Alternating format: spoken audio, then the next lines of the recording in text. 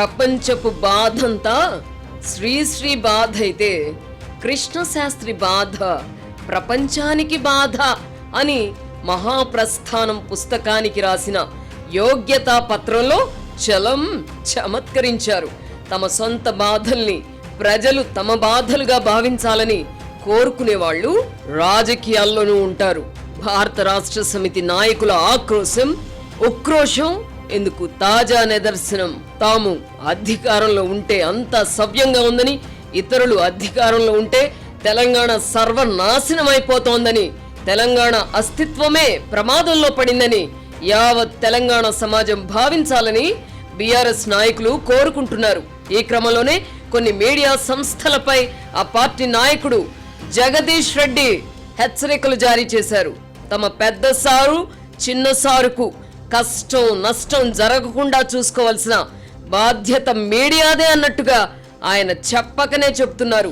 Thumbnail విషయంలో ఒక news channel చేసిన పొరపాటును ఆసరాగా చేసుకుని ఆ ఛానల్ పై బీఆర్ఎస్ నాయకులు దాడి చేశారు. సదరు ఛానల్ పై జరిగిన దాడి శాంపిల్ మాత్రమేనని, మున్ముందు మీడియా సంస్థలపై తాము చేయబోయే దాడి ఊహించనంత తీవ్రంగా ఉంటుందని ఈ సందర్భంగా జగదీష్ రెడ్డి హెచ్చరించారు. తమ చర్యలను సమర్థించుకునే క్రమంలో ఆంధ్ర మీడియా సంస్థలు అనే పాతబడిపోయిన వాదనను బీఆర్ఎస్ నాయకులు మళ్లీ తెర మీదకు తెచ్చే ప్రయత్నం చేస్తున్నారు. తెలంగాణ అస్తిత్వానికి ప్రమాదం ఏర్పడితే సహించబోమని చెప్తున్నారు. పెద్ద సారు చిన్న సారుకు వ్యతిరేకంగా మీడియాలో కథనాలు వస్తే తెలంగాణ అస్తిత్వం ఎందుకు ఎలా ప్రమాదంలో పడుతుందో వారికే తెలియాలి. తెలంగాణ ఉద్యమ సమయంలో ఆ తర్వాత కూడా కొంతకాలం పాటు ఇదే సెంటిమెంట్ ను రగిలించి బీఆర్ఎస్ రాజకీయంగా లాభపడింది. ఇప్పుడు తెలంగాణ రాష్ట్రం ఏర్పడి 11 సంవత్సరాలు దాటింది. ఆంధ్ర తెలంగాణ అనే భావనను ఉభయ రాష్ట్రాల వారు మరిచిపోయి ఎవరి బతుకు వారు బతుకుతున్నారు. తెలంగాణ రాష్ట్ర ప్రయోజనాలకు విరుద్ధంగా ఎవరైనా వ్యవహరిస్తే వారి వల్ల తెలంగాణకు నష్టం జరుగుతుంది. గాని పెద్ద సారు చిన్న సారు తప్పులను ఎత్తి చూపితే తెలంగాణ సమాజానికి కలిగే నష్టం ఏమిటో జగదీష్ రెడ్డి లాంటి వారే చెప్పాలి.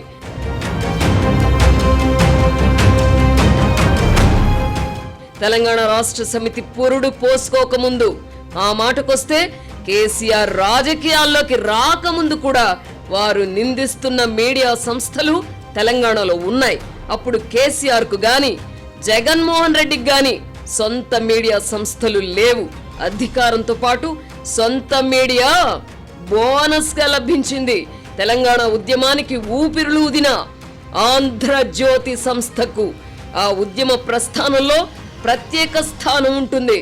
తెలంగాణ ఏర్పాటు అంశాన్ని పరిశీలించడానికి ఏర్పాటైన శ్రీకృష్ణ కమిటీ తన నివేదికలో ఆంధ్రజ్యోతిని కట్టడి చేస్తే తెలంగాణ ఉద్యమం చప్పబడిపోతుంది అని వ్యాఖ్యానించడం నిజం కాదా? రాజకీయ పార్టీలైనా మీడియా అయినా ప్రజల మనోభావాలకు అనుగుణంగానే వ్యవహరించాలి. లేని పక్షంలో వాటికి మనుగడ ఉండదు. ఈ వాస్తవాన్ని విస్మరించి జగదీష్ రెడ్డి వంటి వారు మరోసారి ఆంధ్ర అన్న పదాన్ని అందుకోవడం వెనక ఆంతర్యం ఏమిటి? ఏ రాజకీయ ప్రయోజనాల కోసం బీఆర్ఎస్ నాయకులు ఈ వాదన చేస్తున్నారో తెలుసుకోవడం అవసరం. తెలంగాణ రాష్ట్ర సమితిగా ఆవిర్భవించి ఇప్పుడు భారత రాష్ట్ర సమితిగా రూపాంతరం చెందిన ఆ పార్టీయే తనకు తానుగా తెలంగాణ సమాజానికి దూరమైంది. ఇప్పుడు తమది తెలంగాణ ఇంటి పార్టీగా చెప్పుకున్నవారు ఇప్పుడు ఇంటి పేరు మార్చుకున్నందుకు ఏం చెప్తారు? పార్టీ పేరు మార్చుకోవాలని జగదీష్ రెడ్డి అండ్ కో నిందిస్తున్న ఆంధ్ర మీడియా సూచించలేదు కదా.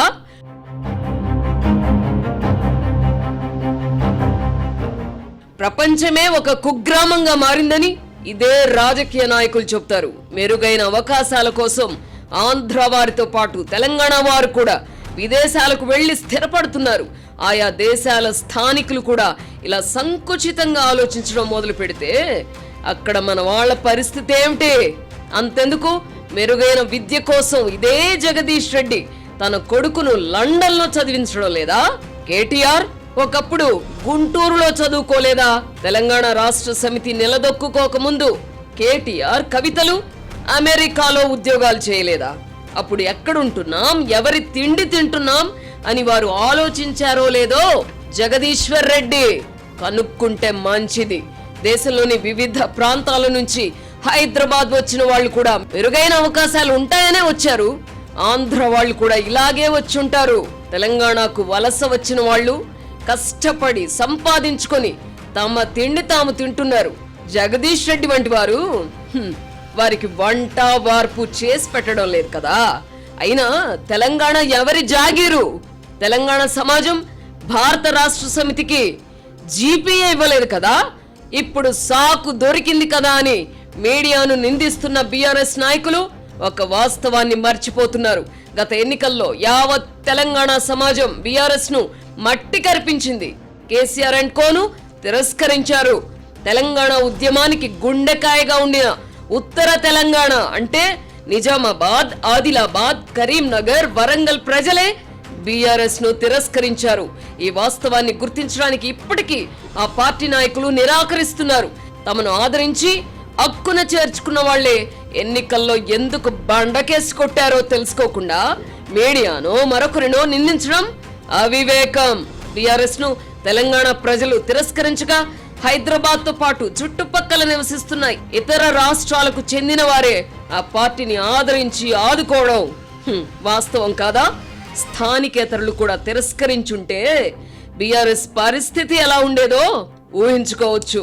బీఆర్ఎస్ నాయకులకు ఇవన్నీ తెలియక కాదు, రాజకీయంగా తాము బలహీన పడుతున్నామన్న అనుమానం కలిగిన సందర్భాలలో ఆంధ్రప్రదేశ్ ముఖ్యమంత్రి చంద్రబాబును భూతంగా చిత్రీకరించడం, ఆ క్రమంలో మీడియాను వివాదాల్లోకి లాగడం బీఆర్ఎస్ నేతలకు పరిపాటిగా మారింది. 2018 ఎన్నికల్లో ఈ అస్త్రం ప్రయోగించి రాజకీయంగా లబ్ధి పొందారు. ఇప్పుడు మళ్ళీ అదే అస్త్రాన్ని ప్రయోగించడానికి సిద్ధమవుతున్నారు. రాజకీయాలలో ఏ అస్త్రమైనా ఒకేసారి పని చేస్తుంది.